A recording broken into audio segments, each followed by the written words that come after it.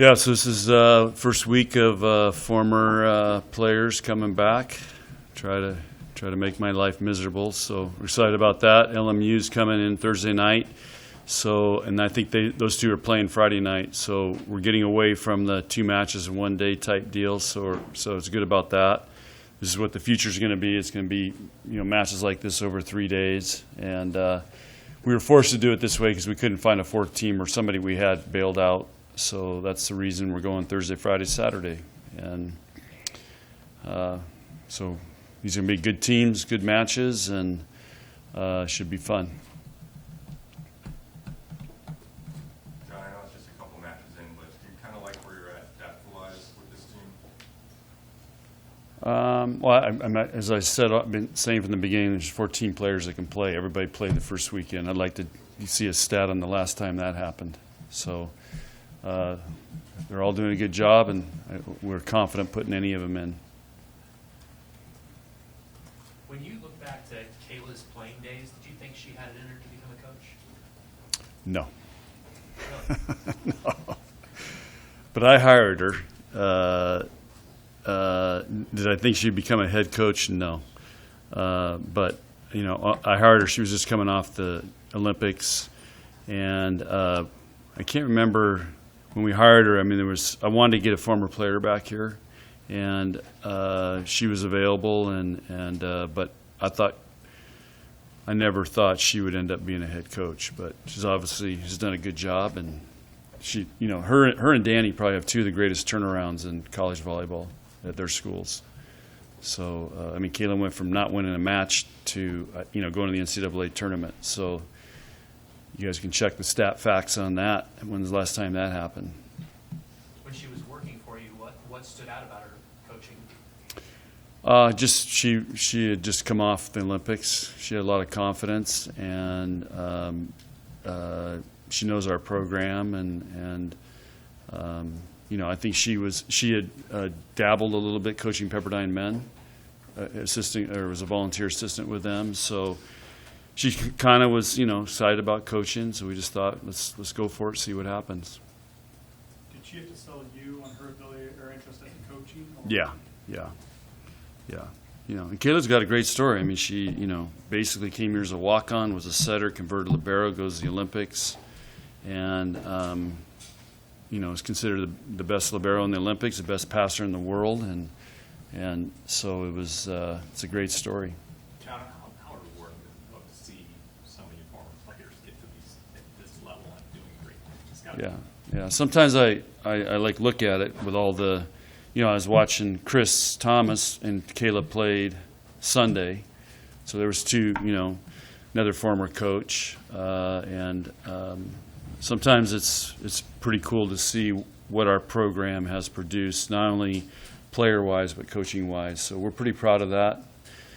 Sometimes I think it's, I'm not the best person to work for, but I push them and try to get them to get better and challenge them in other ways besides just being a coach. And I think that's part of my responsibility is to develop coaches.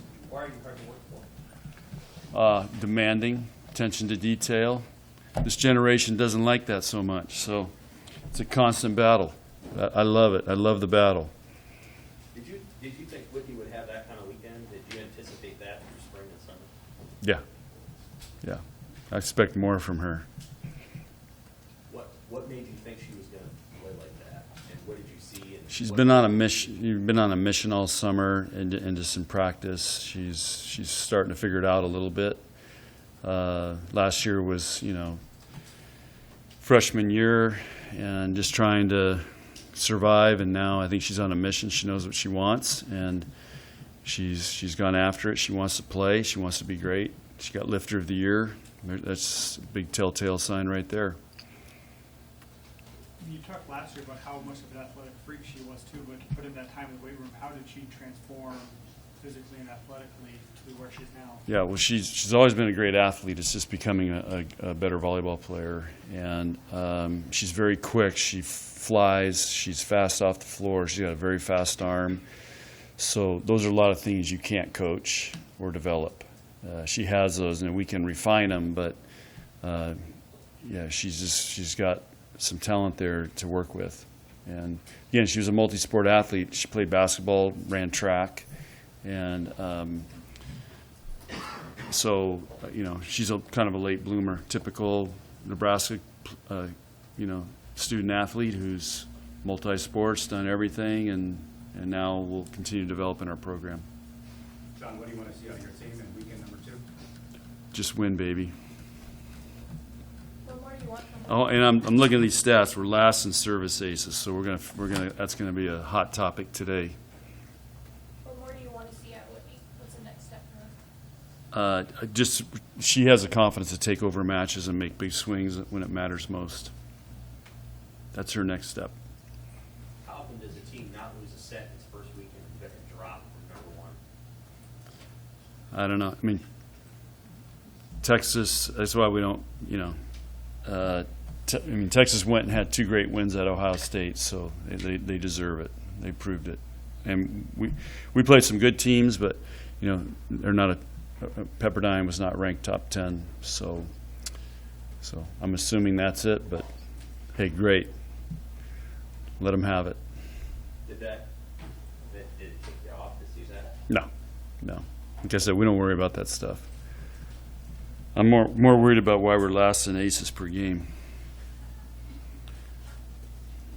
Don, did you take a peek at the replay of that Texas Ohio State match? I watched a little bit of what's going on, but no. What specific areas of improvement are you hoping to see from Kennedy heading into the second weekend? Be more consistent with her setting. What does that look like? Well, it would look like every set is the same. It's consistent tempo and consistent location. And she was, for a setter, she was a little inconsistent this past weekend. Are you still planning to do lineup rotations, even though you're not playing multiple matches in one day or back to back? I haven't got that far yet. Yesterday was fix-it day, and we'll see what happens today. Besides aces, what was number 1 on that fix-it list? Footwork, positioning, where we start in our serve receive patterns, blocking technique. You want me to keep going, or defensive positioning, be in the right spots, working on. They got a big lecture about serving yesterday, that was a few of the things. We redid our EDMF belt, and they handed that out. So whoever had it, the middles had it, and they gave it out. And then we have a necklace that they give out too that has our core values for our team on it. So that's Mondays. Yeah, it's a tough adjustment for, especially your young players. I mean, you come off weekend, you win every match, and then you come in and say, we got to fix A, B, C, D, and they're like, oh, this is different. It's not just about winning. No, I think they expect that. They knew that coming in. Yeah. And we sent them videos, so they kind of have a preview of what's going to happen and what we're going to work on. What, you sent them videos after the matches and stuff? Sunday we send it to them, and they have an account. They can go on there and look. So they check it out, so they kind of know what's coming. Hey, sometimes from a 5-star freshman in any sport, they hit adversity as freshmen, and they want to bail. They want to go to a different school. What did you see in what you did that made her, that indicated to you that she wanted to come back and do better in season 2, and not go somewhere else where she could have started or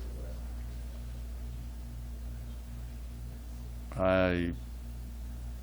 I mean, she knew she had to get better. I mean, it's pretty black and white. So hopefully we have a bunch of kids that want to, continue to get better and are patient and work. But I mean, that's not even a conversation we have to have. These guys know what they need to do to be on the court. We make it very clear, stat-wise and performance-wise, what has to happen. So she knows. She could write a chapter in a book on it. More questions for Coach? Okay, thanks.